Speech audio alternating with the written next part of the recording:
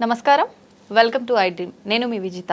ప్రస్తుతం మనతో పాటు ఉన్నారు ప్రముఖ జ్యోతిష్య వాస్తు పండితులు, అగ్ని ఉపాసకులు, బ్రహ్మశ్రీ తిరుపతి మూర్తి అవధాని గురుగారు మనతో పాటు ఉన్నారు. ఇప్పుడు గురుగారితో మాట్లాడి మరిన్ని సందేహాలన్నింటినీ నివృత్తి చేసుకుందాం. నమస్కారం గురుగారు. ఓం శ్రీ మహాగణాధిపతయే నమః. గురుగారు, సత్యనారాయణ స్వామి వ్రతం చేస్తూ ఉంటాము. అయితే అసలు సత్యనారాయణ స్వామి వ్రతం చేయడానికి విశిష్టత, సత్యనారాయణ స్వామి వ్రత విశిష్టత, చేసేటప్పుడు మనం పాటించాల్సిన నియమాలు, వ్రత విధానం ఏ రకంగా ఉండాలి గురువుగారు? ఇప్పుడు మీరు అడిగినటువంటి విషయం తెలుగు రాష్ట్రాలలో తెలుగు తెలిసిన ప్రతి ఒక్కళ్ళకి తెలుసు. అవును. సత్యనారాయణ స్వామి వారి యొక్క వ్రత కథలో ఎలా ఉండాలి, దాని విధానం ఏంటి, ఎలా ఉంటే దాని యొక్క ఫలితాన్ని మనం పొందుతాము, పుచ్చుకుంటాము అనేటువంటి విషయం ఆ కథలో ప్రతి చోట చెబుతూనే ఉంటారు, ప్రతి వాళ్ళు వింటూనే ఉంటారు. కానీ ఆచరణ ఎక్కడి నుంచి వస్తుంది? ఆచరణ లేదు కదండి. లేదు. మనం చెయ్యం కానీ నాకు కావాలి. ఎట్లా? ఇప్పుడు ఆయన ఏం చెప్పాడు? నీకు వివాహం కావాలా? వ్రతం చెయ్యి. సంతానం కావాలా? వ్రతం చెయ్యి. నీకు కష్టం వచ్చిందా? వ్రతం చెయ్యి. ఇబ్బందుల్లో ఉన్నావా? వ్రతం చెయ్యి. ప్రశాంతత కావాలా? వ్రతం చెయ్యి. ఒంటరిగా ఉన్నావా? వ్రతం చెయ్యి. నేను నీకు తోడుగా ఉంటా, అన్నిట్లకి నేను నీకు ఉంటా అన్నాడు. ఎలా చేయమన్నాడు వ్రతం? తెల్లవారుజామున నిద్రలేచి సూర్యోదయం, ఉషోదయం, అరుణోదయం, అంటే పైనుంచి నేను కింద నుంచి పైకి వెళ్ళాను. అరుణోదయం, ఉషోదయం, సూర్యోదయం. సూర్యోదయం లోపు స్నానం చేసి చక్కగా, అంటే నువ్వు 5:30, 5 లోపు నువ్వు స్నానం చేస్తే దేవతలు, ఋషులు, మునులు ఎవరైతే కనుక స్నానమాడిని జపం చేసుకుంటూ తర్పణతారో ఆ నీరే నీకు వస్తుంది. నార్మల్గా కూడా మనం తెల్లవారుజామున 5, 5:30 లోపు స్నానం చేసే వాళ్ళ ముఖం చూడండి, మంచి తేజస్సుగా ఉంటుంది. ఆ తర్వాత 6, 7 తర్వాత చేసేటువంటి వాళ్ళందరూ కూడా రాక్షస కృత్యాలు మొహంలో కనిపిస్తుంటాయి. వాళ్ళ మొహానికి ఏదో ఒకటి వేసుకొని అందంగా కనిపించరు. సూర్యోదయం లోపు స్నానం చేసే వాళ్ళ మొహం ఎప్పుడూ కూడా కాంతివంతంగా ఉంటుంది, చెమట పట్టదు మొహానికి. అర్ధరాత్రి చూసినా, అపరాత్రి చూసినా, ఎప్పుడు చూసినా మొహంలో ఒక రకమైన కాంతి అనేటువంటిది ఉంటుంది తప్ప ఏంటి అలా ఉంది అనేటువంటి ఇది రాదు. ఆ తేజస్సు వాళ్ళు అనుష్ఠానం చేసుకున్నటువంటి ఉదకమే వీరికి వస్తాయి. ఆ రకంగా సూర్యోదయ పూర్వం స్నానం చేసి ఇంట్లో నిత్య దీపారాధన చేసుకొని, స్వామి వినండి జాగ్రత్తగా, స్వామి సత్యనారాయణ ప్రభు నీ ప్రీతి కోసం నీ వ్రతం చేస్తున్నానయ్యా నమస్కారం చేసుకోవాలి.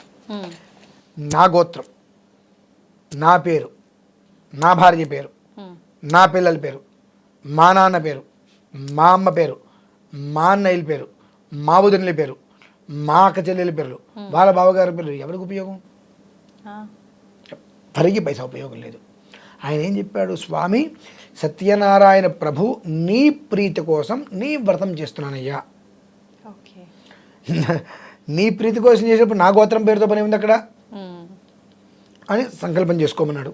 అదేవిధంగా మాధ్యాహ్నిక కృత్యాలు కూడా పూర్తి చేసుకొని సాయంకాలం తొలిజామున 5, 5:30 సమయంలో ఆకాశం అనేటువంటిది గోధుమ రంగులోకి వస్తూ ఉంటుంది సూర్యుడు దిగిపోతున్నప్పుడు. ఆ గోధూలిక సమయంలో చక్కగా ఎక్కడైతే మనం వ్రతం చేస్తామో ఆ వ్రతం చేసేటువంటి ప్రదేశాన్ని గోమయం చేసి శుభ్రంగా అలకమన్నారు, ఆవు పేడతోటి. ఇవాళ ఆవు పేడ చూడంగానే మనం అంటాం, అంతే కదండి. నవ్వెందుకు? అందులో వాస్తవం. అలా ముట్టుకొని అలగలుగుతున్నారా? అంటే పూజల విషయానికి వస్తే అట్లా ఎందుకు ఉంటారు గురువుగారు? పూజలకు దూరంగా ఉండే వాళ్ళైతే అలా అంటారేమో. 1 కోటి రూపాయలు పెట్టి ఇల్లు కట్టానండి, ఆ ఇంట్లో ఆవుపేట నేను అడుగుతాను తీసుకొచ్చి. ఎన్నో గృహప్రవేశాలు చూస్తుంటాం కదండి, లోపలికి తీసుకెళ్ళటానికి కూడా కొంతమంది ఆవులను ఇబ్బందులు పడతారు, పేడ వేస్తుందండి అని చెప్పి. నీ కర్మ, ఇంకెందుకు ఆవును తెచ్చుకోవడం లోపలికి కనిపిస్తూ ఉంటుంది. ఆవు పేడ తీసుకొచ్చి శుభ్రంగా అలకమన్నారు. ఎవరు అలుగుతారు? పని మనిషి చేత అలిగిస్తారు కావాలంటే. పూజ చేసుకునేది ఎవరు? ఫలితం రావాల్సింది ఎవరికి? పూజ ఎవరు చేసుకుంటున్నారు? ఆ ఇంటి యజమాని చేసుకుంటున్నాడు. ఫలితం ఎవరికి రావాలి? ఆ ఇంటి యజమానికి రావాలి. ఇంట్లో పనిచేసే అమ్మాయి, పనిచేసే ఎవరైతే ఉంటారో వాళ్ళు తీసుకొచ్చిన మొత్తం అలుకోనంటే అంటే ఆవు పేడ నీ చేతికి అంటుకుంటుందనేగా. వేరే వాళ్ళని అలకమంటావు నువ్వు, లేదంటే ఆవు పేడతో నేను అలకటం ఏంటి అనే అహంకారం ఏదో ఉంది కదా. ఇటువంటి అహంకారాలు ఈగోలు పెట్టుకొని నువ్వు ఏ పూజ చేస్తామంటే నీకు ఉపయోగం ఉంది? ఆ ఆవు పేడ తీసుకొని చక్కగా అలకమన్నారు. అలిగిన తర్వాత చక్కగా ముగ్గులు వేసి అంచు కలిగిన వస్త్రాన్ని దాని మీద వేసి ఉమ్, బియ్యము పోసి కలశం ఉమ్, శక్తి ఉంది బంగారం పెట్టుకో, వెండి పెట్టుకో, ఇత్తడి పెట్టు, రాగి పెట్టు, లేదా మట్టి పాత్ర పెట్టు, స్టీల్ మాత్రం పెట్టద్దన్నారు. ఓకే. మట్టి పాత్ర పెట్టు, చక్కగా స్వామివారిని ఆరాధన చేయి. ఉమ్, ఆరాధన చేసుకున్నప్పుడు అక్కడ కూర్చున్నప్పుడు చేయించే బ్రహ్మగారు, పంతులు గారు, చేసుకునేటువంటి నువ్వు, చేయించుకునేటువంటి భగవంతుడు, ఈ ముగ్గురు తప్ప నాలుగో వ్యక్తి గురించి నీకు అవసరం లేదు. అవసరం లేదు. కెమెరా మ్యాన్కి వస్తారు, సార్ ఇలా అక్షతులని ఫోటో తీస్తా అంటాడు. ఉమ్, ఇక్కడ భగవంతుడికి ఆరాధన చేసేటువంటిది నువ్వు చేస్తున్నావు ఆయనకి తెలియాలి. అక్కడ ప్రత్యేకంగా నువ్వు మళ్ళీ నీ గోత్రం పేరు చెప్పుకోవాల్సిన అవసరం లేదు కదా. ఉమ్, మీ నాన్నగారికి నువ్వెవరో తెలుసు కదా, అవును, నీ పుట్టుపూర్వత్రాలు నాన్నగారికి తాతగారికి తెలుసు కదా. తెలుసు. మరి భగవంతుడికి తెలీదా? ఉమ్, ఆయనకి చేస్తున్నప్పుడు చేసుకో చక్కగా. ఇంకొకళ్ళు మూడో మనిషి విషయం నీకు అనవసరం. ఉమ్, చేయించే వ్యక్తి, చేసుకునే వ్యక్తి, చేయించుకునే దేవుడు, ముగ్గురే కూర్చొని చక్కగా ఆ వ్రతాన్ని చేసుకోండి. ఆ వ్రతం పూర్తయిన తర్వాత బంధుమిత్రాదులతో భోజనం చేయండి. ఉమ్. రాత్రి తెల్లవారులు, ఇప్పుడు రాత్రిపూటే వ్రతం చేయాల్సిందమ్మా. రాత్రిపూట వ్రతం చేయాలి, ఉదయం పూట కాదు. ఆ, అదే చెప్తున్నా, మనకు అందులో చెప్పబడిన విధానం. ఓకే. సాయంత్రం పూట చేయమనుంది. 5:30 ఆ ప్రాంతాల్లో మొదలు పెడితే 6:30, 7:30, 8:30 వ్రతం పూర్తవుతుంది. 9 ఇంచుమించు ఒక 3.5 గంటలు పడుతుంది చక్కగా చేసుకుంటే. ఆ వ్రతం పూర్తయిపోయిన తర్వాత బంధుమిత్రాదులతో భోజనాలు చేసుకొని రాత్రి తెల్లవారులు కూడా సత్యనారాయణ పరబ్రహ్మణే నమః, సత్య పరబ్రహ్మణే నమః, సత్యవే నమః, విశ్వస్మై నమః, విష్ణవే నమః, లేదా విష్ణు సహస్రనామ స్తోత్రాన్ని పారాయణ చేస్తూ తెల్లవారులు చక్కగా జ్యోతిని కొండెక్కకుండా కాపాడుకుంటూ ఉమ్, తెల్లవారులు జాగరణగా ఉండి ఓకే. తెల్లవారుజామున మళ్ళీ పునఃపూజ చేసి 5:30 ఆ సమయం వరకు ఉండి శుభ్రంగా మళ్ళీ కాలకృత్యాలు చేసుకొని స్నానం చేసి వచ్చి పునఃపూజ చేసుకొని స్వామివారికి ఇంకో కొబ్బరికాయ కొట్టి మంగళ నీరాజు నుంచి ఉద్వాసించి పైనకి. ఓకే. ఇది సత్యనారాయణ స్వామి వారి యొక్క వ్రత విధానం.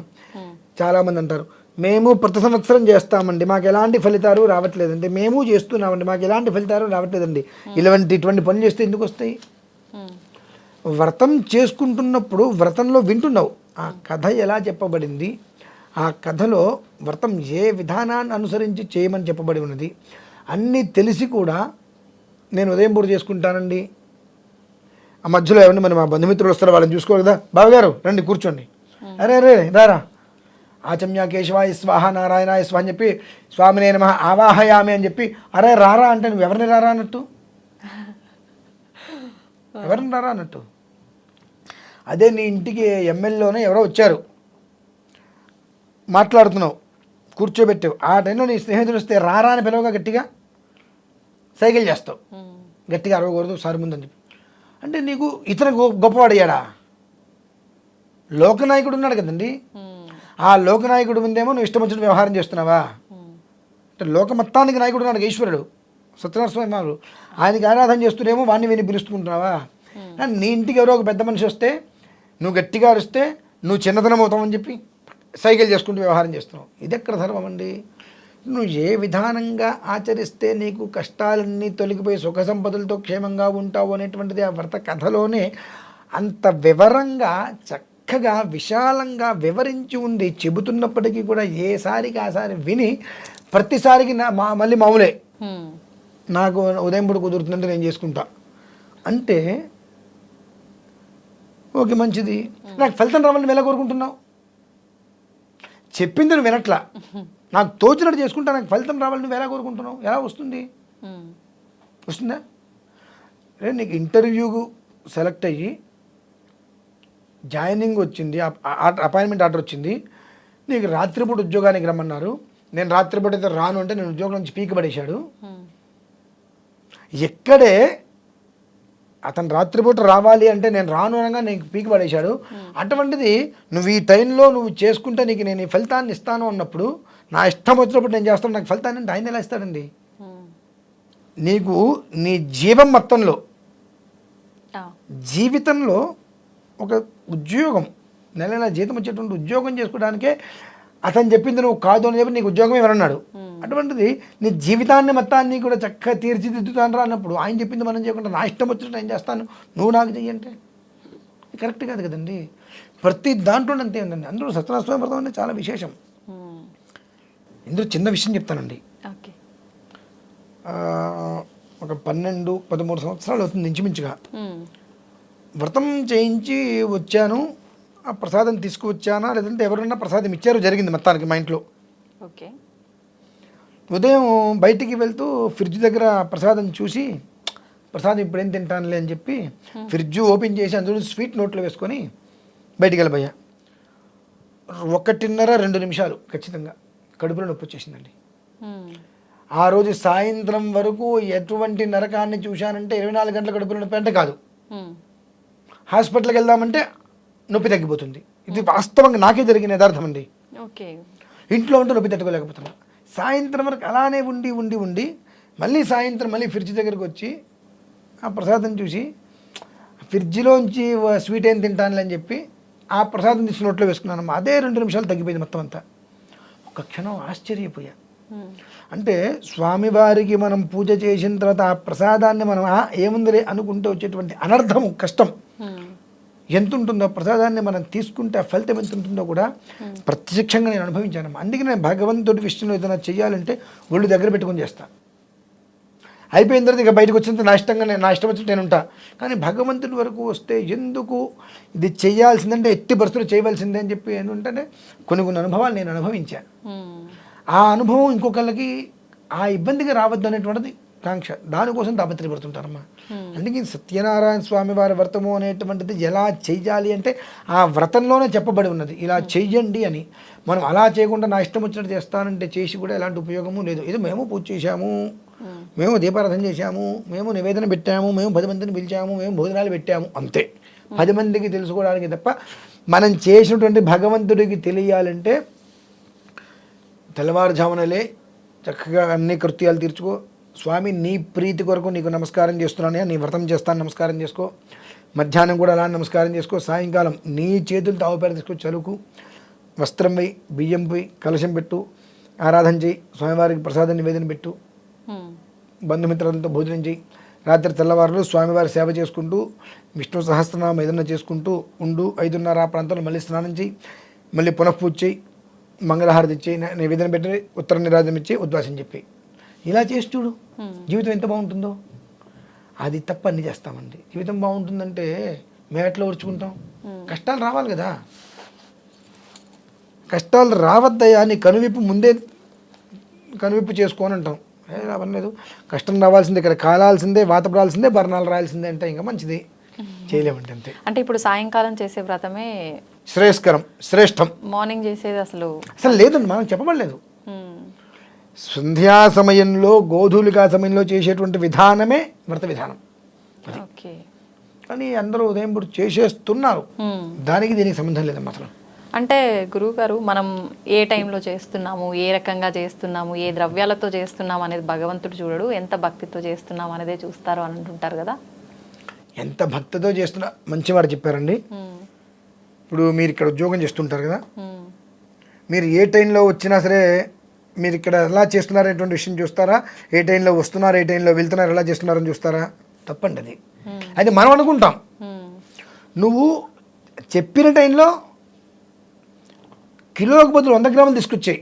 నీ భక్తి ప్రేమ అనేటువంటిది అక్కడ చూపించు. నాకు కుదిరినప్పుడు నేను చేస్తాను భక్తి ప్రేమగా, అది నువ్వు చూడంటే ఎలా కుదురుతుందండి? ఆయన ఏ సమయంలో దీనికి నిర్దిష్టమైనటువంటిది పెట్టి ఉన్నాడో ఆ సమయంలో మనం చేస్తే ఆయన చూస్తాడు. అంటే ఇప్పుడు మీరు భక్తి అన్నారు, ఎగ్జాంపుల్గా మీరన్నా చాలామంది ఉన్నారు, అంటే నన్ను అంటారు ఏంటంటే అంటాం కదా, చాలామంది ఉన్నారు. ఇప్పుడు భగవంతుడికి ఆరాధన చేయాలి అని అంటే సినిమాకి వెళ్ళాలంటే 10 నిమిషాలు ముందెళ్తారు, భగవంతుడికి ఆరాధన చేయాలంటే పంతులు గారు 1 అరగంటలో వస్తా ఆగండి అంటారు. అంటే నీకు అందరికీ చీప్ ఎవరయ్యాడు? అంటే బోడిముండ సినిమా 100 రూపాయలు పెట్టి చూసే సినిమా నీకు చాలా గొప్పదైంది, 10 నిమిషాలు ముందెళ్తున్నావు, పేర్లు కూడా పడకుండా సినిమా చూడాలని చెప్పి, ఆ 2 గదులు అమ్మేసి అంటారు, అది కూడా చూడాలి, మిస్ అయిపోతా అని చెప్పి సినిమాకి వెళ్తున్నావు. కానీ భగవంతుడి దగ్గరికి వచ్చినట్టుగా ఏం చేస్తున్నావు? పంతులు గారు పిల్లలు ఎవరైందో 1 అరగంట అండి, 1 అరగంటలో వస్తానండి ఆగండి. నువ్వు అరగంట వస్తున్నా నాగంటని ఎప్పుడైతే కనుక ఆ సమయాన్ని దాటించావు నువ్వు చేసి ఉపయోగం ఏముంది ఇంకా? అంటే అన్నిట్లకన్నా నీకు దేనికి పనికిరానివాడు దేవుడు అయ్యాడు. అక్కడ నీకు భక్తి ఎక్కడ ఉంది ఇంకా? ఓకే. ఇంట్లో చెప్పింటే ఇంట్లో కాకుండా నీకు కుదిరినప్పుడు నేను చేసుకుంటూ నన్ను భగవంతుడు చూడాలంటే అది తప్పండి. అది విషయం. ఓకే. కానీ చాలా వరకు అయితే ఇప్పుడు ఈవినింగ్ చాలా తక్కువగానే కదా గురువుగారు, ఎవరైనా ఎక్కువగా ఎర్లీ మార్నింగ్ టైమ్సే చేయడానికి ఇష్టపడుతూ ఉంటారు. మీ ఇష్టంతో పని ఏంటండి? ఏది చెప్పబడింది అది చెయ్యాలి. కానీ ఓకే. నాకు ఇష్టమండి అంటే చేసుకో, ఫలితం నన్ను ఆశించద్దు. ఓకే. అసలు ఫలితమే ఉండదు అంటున్నారా, తక్కువ ఫలితం ఉంటుంది అంటున్నారా అసలు గురువుగారు? నువ్వు చేసుకున్న పుణ్యం ఉంటుంది నీకు. అంటే ఏమి నువ్వేమి నేను కూడా వ్రతం చేసుకున్నా అంతే. నేను కూడా వ్రతం చేసుకున్నా. ఓకే. చెప్పిన టైంలో చెప్పినట్టుగా ఆచరించావంటే 1 సంవత్సరంలో జీవితం మారుతుందండి. ఓకే. అది చాలా దాఖలాలు ఉన్నాయి. ఎంతోమంది చూశా ఆ చెప్పిన విధానాన్ని అనుసరించి చేసుకున్న వాళ్ళ జీవితాలు, సామాన్యంగా ఉన్నటువంటి జీవితాలు అసామాన్య స్థితి, ఏ స్థితికి వాళ్ళే వెళ్ళారనేటువంటి విషయం తెలుసు, కళ్ళతో చూశాం. కనుకనే కనీసం ఏది చేసినా చేయకపోయినా భగవద్ ఆరాధనైనా ఆ చెప్పిన సమయాన్ని అనుసరించి మీరు చెయ్యండి అని గట్టిగా ఎందుకు చెబుతున్నాము అని అంటే, ఆ సమయం తర్వాత నువ్వు మొదలుపెట్టావంటే నీకు ఎలాంటి ఉపయోగము ఉండదు. ఓకే. ఉపయోగం లేకపోగా నేను చేశాను నాకు ఫలితం రాదని చెప్పి నువ్వు తిట్టుకుంటావు చూసావా, ఆ దోషం కూడా వంశమత్తాన్ని కట్టి కొడిపేస్తుంది. ఓకే. అంతేనండి, అది పరిస్థితి. చాలా చక్కగా వివరించారు గురువుగారు. ధన్యవాదాలు.